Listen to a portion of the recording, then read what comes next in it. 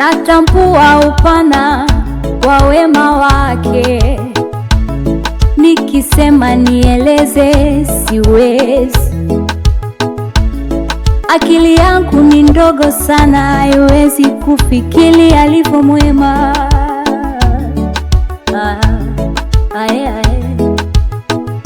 Hata ningekuwa na uzuri hauwezi kufikiri